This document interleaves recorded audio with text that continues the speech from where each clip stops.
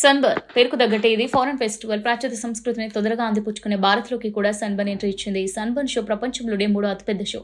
పెద్ద సౌండ్స్ తో హుషారెత్తించే పాటలకు డాన్స్ చేస్తుంటారు పార్టీ లవర్స్. పుణకలు వచ్చినట్టు అందరూ ఊగిపోతుంటారు. సన్బర్న్ ఒక్క మాటలో చెప్పాలంటే ఏదో మ్యూజికల్ డాన్స్ ఫెస్టివల్. 2007లో గోవాలో ఎంట్రీ ఇచ్చిన సన్బర్న్ ఈవెంట్ కి నెమ్మదిగా క్రేజ్ రెట్టింపైంది.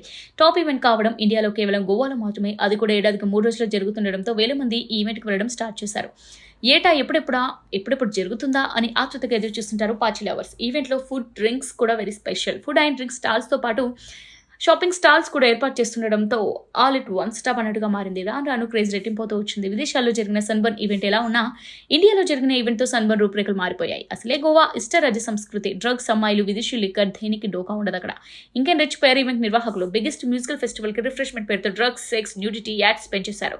మరింత పాపులర్ అయింది. ఈవెంట్ ఎంట్రీ పాస్ల కోసం ఏడాది కాలం ఎదురు చూడాల్సిన పరిస్థితి వచ్చింది. ఎంట్రీ పాస్ల ధరలు కూడా ₹1,00,000 పైన చేరింది. దీంతో బడా బబ్బులు మాత్రం వెళ్లడం స్టార్ట్ చేశారు. సెలబ్రిటీల కిరాఫ్ అడ్రస్ గా మారింది. టాలీవుడ్, బాలీవుడ్, మాలీవుడ్, కోలీవుడ్ ఇలా అన్ని రాష్ట్రాల సెలబ్రిటీలు తమ రాష్ట్రంలో దొరికిన ప్రైవసీని గోవా సన్బర్న్ లో వెతుక్కున్నారు. 2007 నుంచి 2015 వరకు తిరుగు లేకుండా జరిగిన సన్బర్న్ ఈవెంట్ కి అడ్డంకులు ఎదురయ్యాయి. 2016లో గోవా ప్రభుత్వం సన్బర్న్ షోకి అనుమతులు రద్దు చేసింది.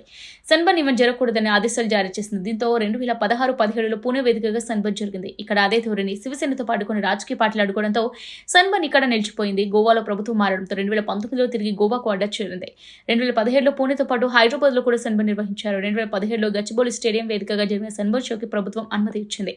అప్పటికే వివాదాలకు కేర్ ఆఫ్ అడ్రస్ అయిన సన్బర్న్ షోకి అనుమతులు ఎలా ఇస్తారని కాంగ్రెస్ నాయకులు గచ్చిబౌలి స్టేడియం ఎదుట సైబరాబాద్ సిపి ఆఫీస్ ఎదుట ఆందోళన చేపట్టారు. ఇదే ఈవెంట్ కి ఓ వ్యక్తి గంతు రావడం పెద్ద కలకలం రేపింది. చెకింగ్ పాయింట్ లో గుర్తించిన పోలీసులు తుపాకీతో పాటు తుపాకీ క్యారీ చేసిన వ్యక్తిని అదుపులోకి తీసుకుని విచారించారు.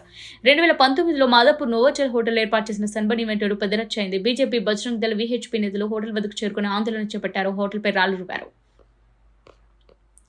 తాజాగా మరోసారి సన్బర్న్ ఈవెంట్ పెద్ద దుమారం రేపుతోంది. సీఎం రేవంత్ సన్బర్న్ విషయంలో సీరియస్ అయ్యారు. ఎట్టి పరిస్థితుల్లో సన్బర్న్ ఈవెంట్ కు అనుమతులు ఇవ్వద్దని ఆదేశించడంతో పోలీసులు అలర్ట్ అయ్యారు. ఈవెంట్ నిర్వాహకుడు సుమంత్ను పిలిచి విచారించారు సైబరాబాద్ సిపి.